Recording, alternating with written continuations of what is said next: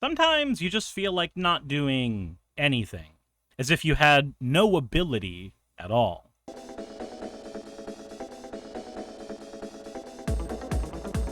Today's commander is simultaneously one of the most interesting and least interesting commanders you can play. On the one hand, she's just a mana dork, and she only grants one ability to creatures who have no abilities. But I'm going to give you a bit of history on me and card games to show why I actually love this kind of card design.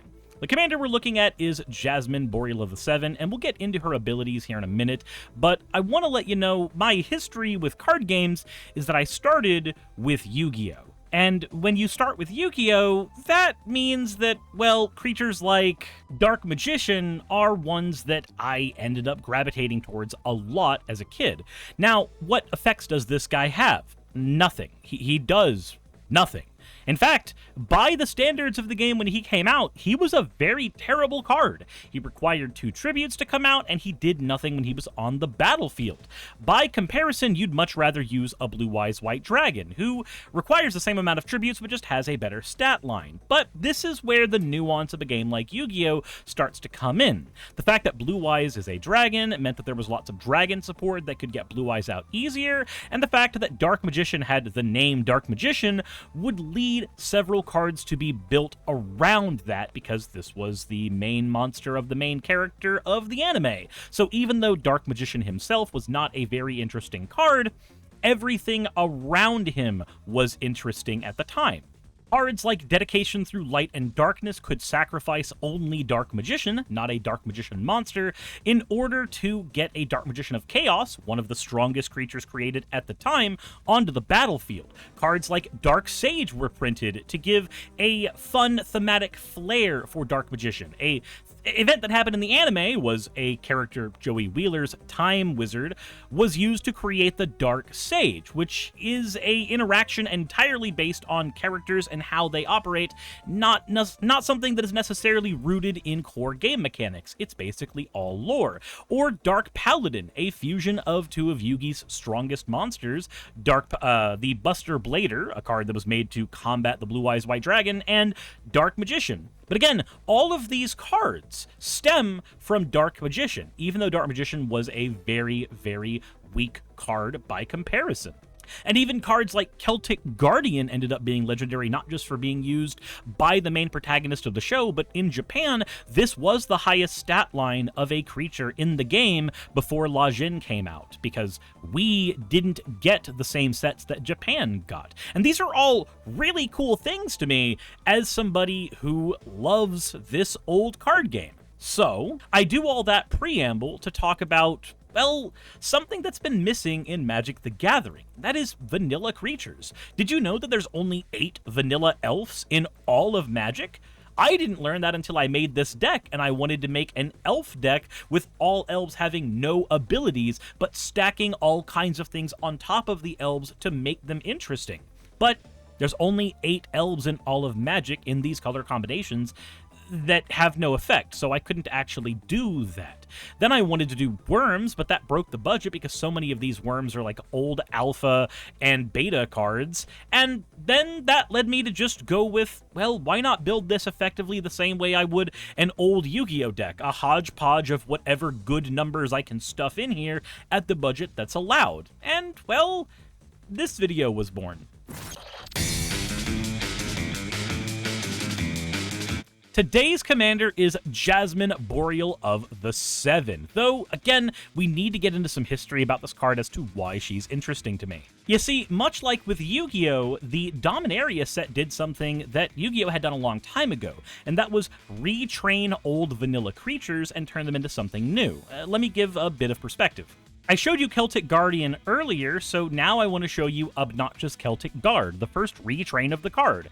Same image effectively, same art style, same stat line, but with an effect. This can't be destroyed by monsters that have 1900 or more attack.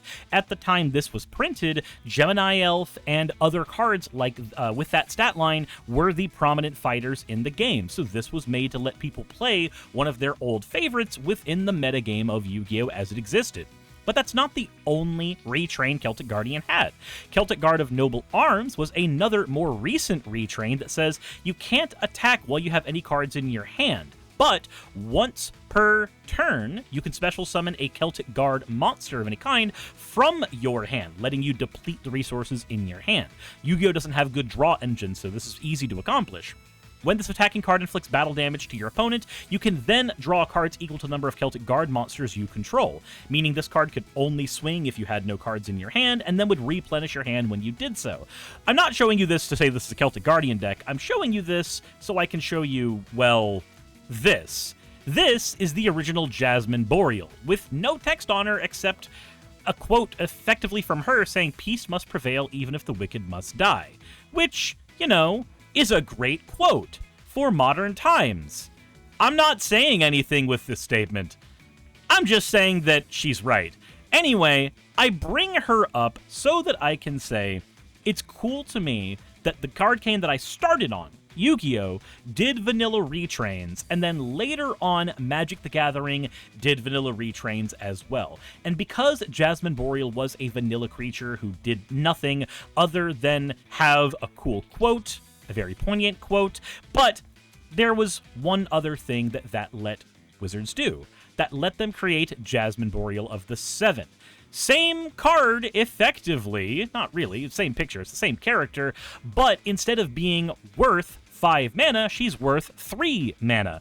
And the mana that she originally had has now been dumped into the mana she can grant to other creatures. And I find that fascinating.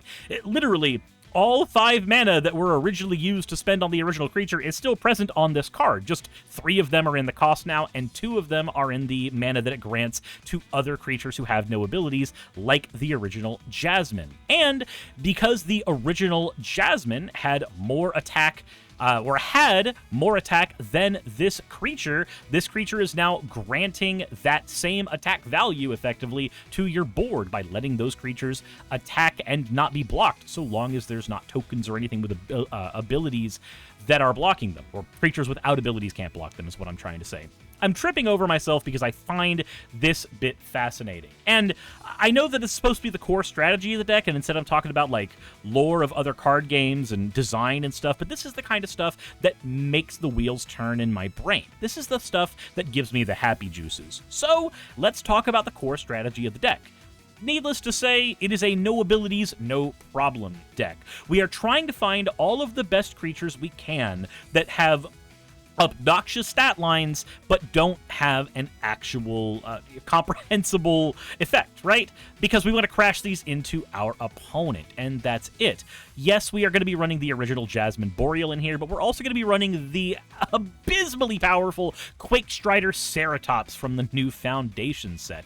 Holy shit. 6 mana for a 12/8? That's insane. And there is one card with a stat line equivalent to this in my eyes, but we can't run it at our budget. He's like $2.50. Leatherback Baloth is a 4/5 for 3. Tarian World Tyrant is a 9/7 for 5. And this one's also interesting to me because this is a dinosaur ooze that's legendary from one of the Magic planes called Muraganda. And the trick with Muraganda is that it's a bunch of gigantic, big, obnoxious creatures who don't have effects. Like, that is the gimmick of Muraganda. All they have is flavor text. And I love that because Magic has been missing creatures with no abilities sorely.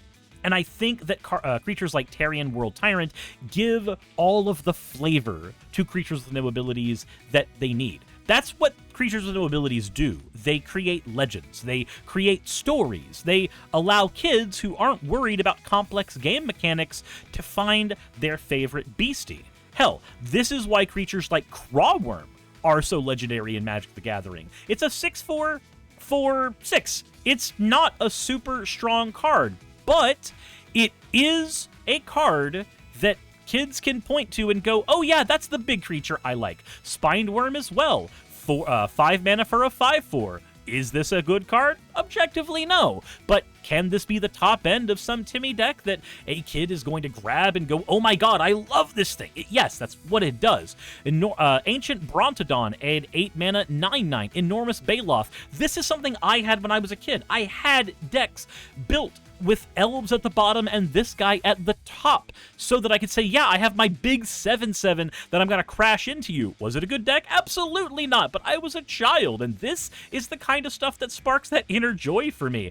Elvish Ranger, a 4/1 for 3, which is a decent stat line for a deck like this that doesn't plan on having this creature be blocked. Alpine Grizzly, a 3-mana 4/2, Canopy Gorger, a 6/5 for 6 mana, Orzaka Frillbag, a 4/2 for 3 mana again, Primordial Worm, who's just a better craw worm, Vorst Claw, who's a 7/7, it just looks like an absolute unit, Vastwood Gorger, another worm, 5/6, Grizzled Outrider, 4 mana for a 5/5, Cowl Prowler, a 6 mana 6/6, again it's a worm, and then we have Armored Wolf Rider, a 5 mana 4/6. I wanted to keep as many worms and elves as I could in here that made sense for what the deck was going to do, because the original 2 ideas I had for this were wolves and elves, or wolves or elves, so we're sticking with what we can. And then, of course, Nyxborn Colossus, a bad Colossal Dreadmaw, a 6/7 creature. And I'd love to put Colossal Dreadmaw in here, but that bitch has Trample, and that's an ability.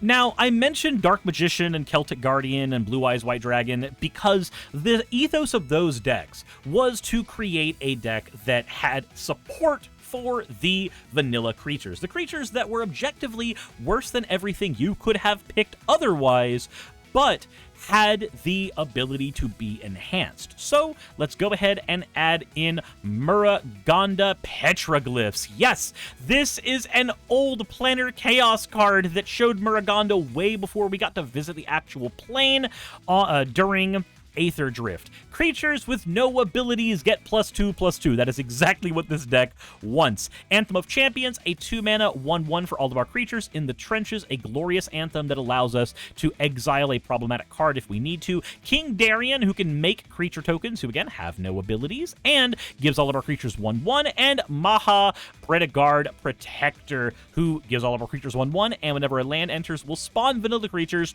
for us. Also, just like, look at them. Look at them. You can't say no. You can't say no to that. And speaking of tokens, we also want to have some more token generation, because token creatures do not have any kind of abilities usually. And, you know, this kind of goes exactly with that classic Yu-Gi-Oh vibe as far as I'm concerned, because the first token producer in Yu-Gi-Oh was Scapegoat, and there's an entire format based around that card, or at least the ubiquity of that card when it was around. Sidebar, if you don't have a GOAT format deck, please build one and go to the card shops that I go to and play with me. GOAT format's really fun. I promise you, it's a great time. It costs about as much to build a GOAT format deck as it does a Pauper deck in Magic the Gathering, and you're going to have a blast. Anyway, we are going to be running a Rampaging Baloth whenever a land enters our battlefield. We get to make a 4/4 green beast token, and Sandworm Convergence. This is a card that when I first came back to Magic the Gathering as an adult proper, I built a standard deck around this card. I knew that I loved Simic from when I was a kid, and I knew that this idea was fantastic to me.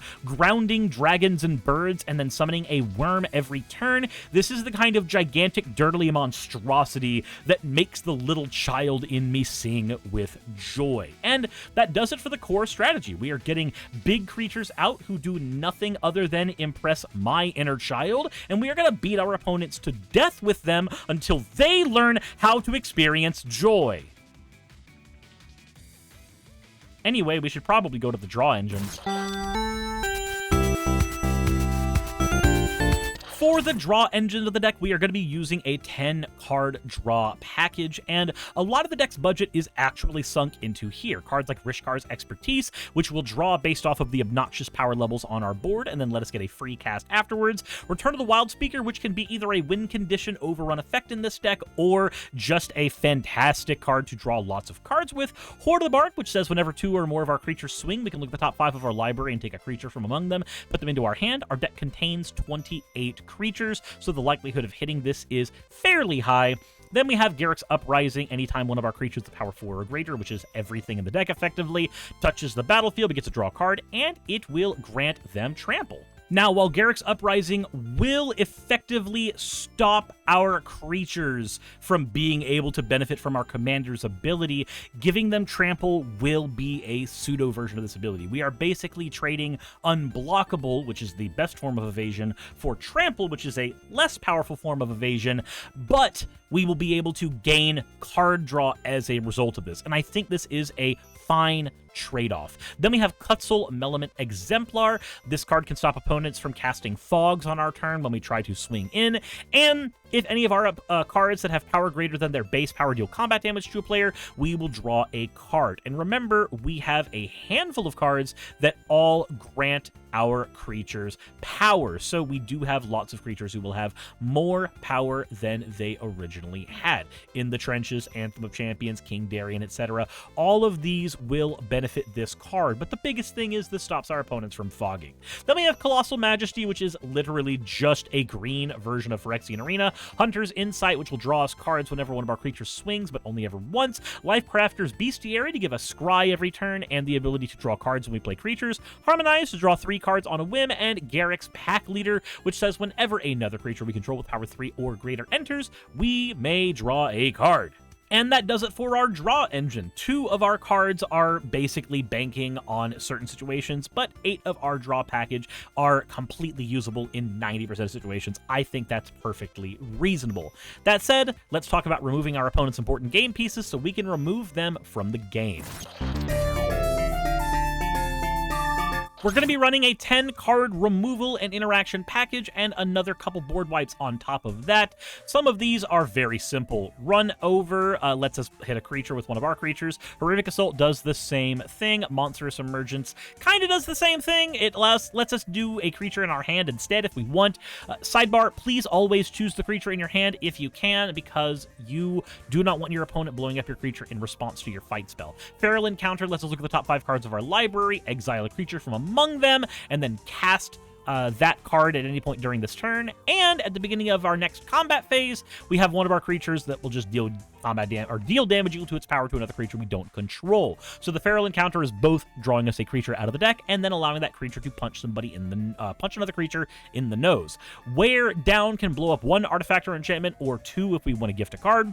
Spinning Wheel Kick picks one of our creatures and then has it knuckle dust every single creature on our opponent's boards if we have enough mana to sink into it. Banishing Light blows up an artifact, enchantment, or a creature. Then if we have an artifact and an enchantment, we get to make a 2/2 white Samurai, who is a creature with no effect, but there's not a lot of artifacts in this deck, so only sometimes you'll get that ability. Return to Nature gets rid of an artifact or an enchantment and a card from a graveyard at instant speed if need be, and Heritage Reclamation is a strictly better Return to Nature that also lets us draw a card once we've exiled a card from an opponent's graveyard. Then we have Cosmic Hunger, which allows a creature we control to deal damage equal to its power to another creature, planeswalker, or even a battle. Lots of fight spells because we are in the colors for that. Technically, yes, you could use cards like Stroke of Midnight and Generous Gift, but do remember that even cards like those, which are great normally, grant our opponent's creatures with no abilities that they can use to block our shit, and we need to make sure that they do not have access to those when we can. Let's go ahead and also put in an Austere Command to get rid of enchantments, artifacts, or creatures littler than ours, and a Phyrexian Rebirth to blow up all the creatures on the board if need be, and then make a colorless horror, who, again, has no abilities, so our commander will allow this horror to attack our opponents and do shit tons of damage. This creates a horror that is as big as all the creatures that blow up. So you just cast this on a board with like 30 or so creatures that's about to get out of hand, and then now you've got a gun you can aim at anybody once you cast your commander. And that does it for our removal package. I hope that ends up fleshing out how we're going to stop our opponents from winning the game on their turns. Now let's talk about ramping up so we can play big dudes on our turn. Now, obviously, the most prominent piece of ramp in our deck is our commander, giving us access to 2 mana every turn to spend on one of our deck's 25 creatures that have no abilities. But we also have other cards to ramp us as well. Glimpse the Core to allow us to search our library for a basic forest put on the battlefield tapped, Explosive Vegetation, and Migration Path, and Hunting Wilds, and Ranger's Path as ways to get 2 lands out of the deck at once. Wayfarer's Bauble and Font of Fertility can be cast for 1 mana and then blown up afterwards to get us a land. Search for Tomorrow Tomorrow can be cast for or played for 1 mana and then cast later to get a land onto the battlefield untapped. Wild Growth can be cast for 1 mana. Notice a lot of these 1 mana and 4 mana cards. These are here so that we can play the 1 mana cards before our commander and the 4 mana cards directly after our commander. Wild Growth gives us an extra green mana. Then we have Rampant Growth, of course, the basic silver standard for ramp. Grab a basic land from our library and put it onto the battlefield. And then for our lands, we are running 6 plains and 12 forests, with our dual lands being Command Tower, Sungrass Prairie, Canopy Vista, Fortified Village, Selesnya Sanctuary, and Scattered Groves, Temple of Plenty, and Radiant Grove. Now, yes, we are running a handful of lands that come into play tapped, but remember, whenever you are upgrading your decks, you have the ability to put in cards that search forests or search plains and use those. Once you're upgrading this deck, adding a Farseek and a Nature's Lore and a 3 Visits will immediately activate these cards for you. Then we have the fetching lands, Evolving Wilds, Terramorphic Expanse, and the ramping lands of Crozon Verge and Myriad Landscape. And then we've got a ton of utility lands. This is one of the few decks that I am confident that Temple of the False God can go in, because we have so many creatures with big mana values, and our commander herself can let us benefit from having at least 3 lands in the opening hand. So even if you get clogged up on a Temple of the False God, she's giving you 2 mana. That's allowing you to circumvent the side effect of Temple of the False God. Ominous Cemetery gives us another removal spell in the zones. Blighted Woodland can also ramp us lands, but it does so way later than our other fetching lands does. Archivore Zaka can let us draw cards once we have the City's Blessing. Demolition Field can be used to get rid of problematic lands like Mazabith or Glacial Chasm on our opponent's board. Scavenging Grounds can be used to get rid of graveyards our opponents have built up for reanimation. And then we have Mosswort Bridge and Windbrisk Heights to give us free casts from the top of our deck from our land zone. Whew, that is a lot of lands to talk about, but we are not done. We still got to talk about how to play the deck and how to upgrade the deck. So let's get into that. Man, this deck has a wacky mana curve, so I think it's good to keep a hand that has a couple of ramp pieces. And this hand has a Harmonize and 3 ramp pieces. It has 2 draw pieces and 3 ramp pieces. I think that's a perfectly acceptable hand. Let's go ahead and play the Cave Urge down and then pass to our opponents. Let's draw our next turn. It is a Hunting Wilds. Let's play a Forest, tap 2, and play Glimpse of the Core. We'll go into our library, we'll get a forest onto the battlefield tapped, and then pass to our opponents. We go to the next turn, and we could play Hunting Wilds. In fact, that may be the right thing to do, but we could just crack the Cave Urge, as we don't have creatures we care about playing yet. So let's go ahead and play the Evolving Wilds, because that is our land for turn. Remember that your Crozon Verge can grab you your Scattered Groves and your Radiant Grove out of the deck, so you have access to all of your deck's colors all of the time. So we tapped out, we get that, and then we go to turn 4. We have an Armored Wolf Runner. We don't need to worry about him just yet. We have 1, 2, 3, 4, 5 mana available. Let's go ahead and use 1, 2, 3 of it. And let's get the commander online, and then let's go ahead and pay 1 of it to get a Wayfarer's Bauble out there and pass to our opponents. Moving into the next turn, we have a forest we can play, and now let's go ahead and tap her to get 2 mana, and 1, 2, 3, and that gives us our Armored Wolf Rider. Then we can pay 2 mana and crack the Wayfarer's Bauble to go into our library and get ourselves out a Plains. And once we have that, we can pass to our opponents. Not a whole lot going on right here. Just basic, fair-ass Magic the Gathering. Though, actually, no, we're not going to get a Plains out. We are going to get ourselves out another forest. Trust me on this one. We are going to punch somebody in the face super hard in a minute. We go to our next turn, turn 6. We have a Phyrexian Rebirth we can cast. I think what we do right now, though, is we pay 1, 2. We get Horn of the Mark out. We pay 1, 2, 3, 4. We get Muraganda Petroglyphs out. Now our Armored Wolf Rider is going to punch somebody for 6 damage. They take 6. Life's great for us. We're in a cool spot. However,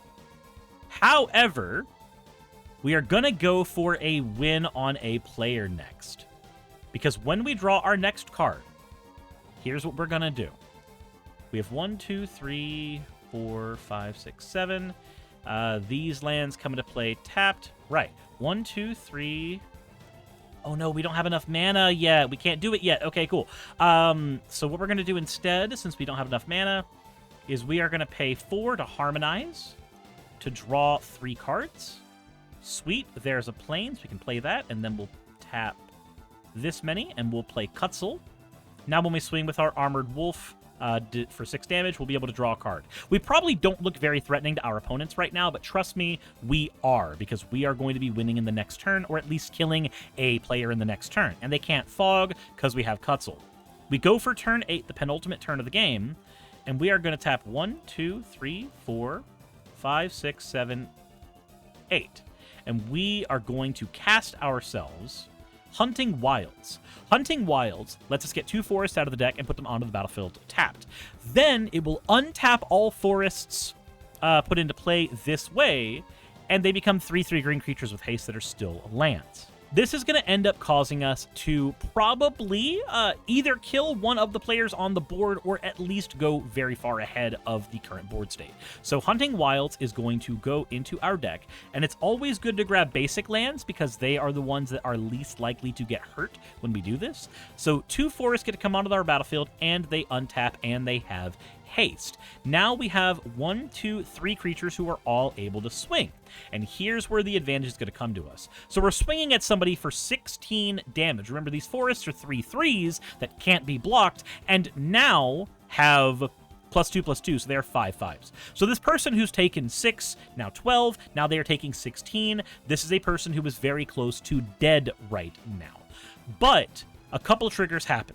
We have swung with 2 or more creatures, so we get to look at the top 5 cards of our library and put a creature card from among them into our hand. I'm going to advocate for King Darien to go to our hand. Then we get to throw these all into the bottom of the deck. Once we've done that, another thing happens. Kutzel sees that 3 of our creatures with power greater than their base power have dealt combat damage to a player, drawing us 3 more cards.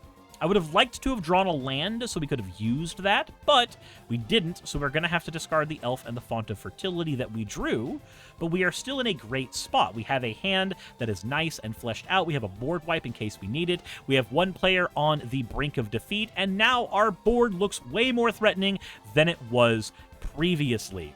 This is fantastic for us. If we go into the turn 9, we play the Demolition Field, and now we can basically pick and choose how we want to go about things. We can do 1, 2, 3, 4, 5, 6. We can play a Rishkar's Expertise and draw 1, 2, 3, 4, 5, 6 cards, and then cast any card with mana value 5 or less from our hand for free. We can cast the Return of the Wild Speaker off of this, granting an extra 9 damage to our creatures that are on the board ready to fight. And then we can use our commander to add, or we can tap 1, 2, 3. We can just add, play King Darien. We don't even need to use the commander for this part. And then we can play a Selesnya Sanctuary. No, we already played a land, right? Yeah, we played Demolition Field. King Darien comes out. Now all of our creatures have a combined total of plus, what is that, 6/6? 3 from Return from the Return of the Wild Speaker, 1 from Darien, 2 from Muragana. Yeah, 6/6. So our forests are hitting for 9 each. Our Armored Elf is hitting for 10. And of course, Kutzel is going to draw us cards for them hitting, and we are going to get all kinds of cards off the top of our deck. You see, we're playing vanilla creatures, but it doesn't matter that our creatures are vanilla. We are still punching people hard, and there's an opportunity cost from our opponents. Do they choose to get rid of the vanilla creatures on our board, knowing that we'll just replace them with other generic, dumb, low-cost things? It doesn't matter. We only had to summon 1 creature and just start creating a problem for our opponents. I'm going to be building this in paper. I like this. I like this a lot. This is fun. This is really fun. Let's upgrade this. Alrighty, let's talk about upgrading this deck. If you are wanting to upgrade this, one of the first things I would go for is a Gigantosaurus. It's one of the original gigantic, obnoxiously costed creatures, and you should definitely put it in a deck like this. Let's also flesh out the win cons of the deck a little bit with cards like Beastmaster's Ascension. Let's make it easier to pay for our overcosted creatures with Mirari's Wake, which is also allowing us to get those creatures a little bit bigger. Ruxa, Patient Professor, also can help our creatures with no abilities, and he allows us to get our no ability creatures back from the graveyard to our hand if need be. And he does the same kind of thing that our commander does. He just isn't as good, in my opinion. Then we have Heroic Intervention to protect our big board states, Elemental Bond to flesh out our draw package a little bit better. I would add in Farseek, Nature's Lore, and 3 Visits to make it easier to ramp to our important pieces, Cultivate and Kadama's Reach as well, and Utopia Sprawl to be another one of those 1 mana ramp pieces we can use. Speaking of 1 mana, let's get rid of a bunch of the fight spells and replace them with Swords to Plowshare, Path to Exile, Dismantling Wave to get rid of lots of things at once, and let's even add another board wipe with an Ezre's Predation because it gives us green Phyrexian tokens that have no abilities that our commander can then use for a win con. And then, of course, we're going to add Swift Boots and Lightning Greaves so that we can give haste to our itty-bitty gigantic guys. And that really does it for the entirety of the deck. Those are the cards I would add in if I was upgrading, and this is a deck that I'm going to be getting in paper for myself because I want to play this at my local tournaments. That said, if you want to support me and what I'm doing over here, then I do streams Monday through Thursday, although this week's going to be a bit interesting because I'm going to be in Florida. Then we have my channel where I talk about things that are important to me. If you want to support me directly, there is the Fourth Wall Shop and Patreon, and of course, you can also check out my Magic the Gathering channel that you're on right now, that you should actually be subscribed to already. Please and thank you. And you can also check me out on Blue Sky if you want to see updates on what I am doing. I've applied for a creator badge, and I'm going to be applying for a creator panel over at MagicCon Atlanta, so I'll let you guys know over on Blue Sky how that goes. But I did announce that I applied for at least one of those things over there already, so who knows? Who knows how that will end up? That said, thank you all for watching. I greatly appreciate each and every one of you supporting my content, being here as I do more and more of these videos. If you enjoy what I'm doing, I already gave you all the things that you can do that would help me greatly. That all said, thank you very, very, very much for being here, and as always, insert end of video tagline here. Hey, thanks for making it to the end of the video. I really could not do any of this without all of you. Those of you watching, and especially those of you who support me on Patreon. I wanted to go ahead and take a minute to thank all of you who do that, because with YouTube being what it is these days, I really cannot do this full-time without the support from each and every one of you. Those people would be Red Joker, Purple Poundini, Jemshin, Britzkrieg, Jupe the Malignant, Michael, Ravalern, Mabbity Babbity, Astral Frontier, Tales of Atonement, Nixie Chan, Kiri Artemis, Victorian Alchemist, I'm not saying the last part of that, and you know that, Leela Uraraka, Arcton Arclacier, Kiratorian, Dren Hadamata, Jordan M, John L, Lord Bleck, Smiling Game Master, and Fire Shard. Thank you so very much. But since you're here, why not go ahead and try watching another one? There should be one that's on the screen right now. And if you are a patron of mine, I wanted to go ahead and thank you again for all of your support. There is still a video you could press though, if you'd like. I would appreciate it just a little bit.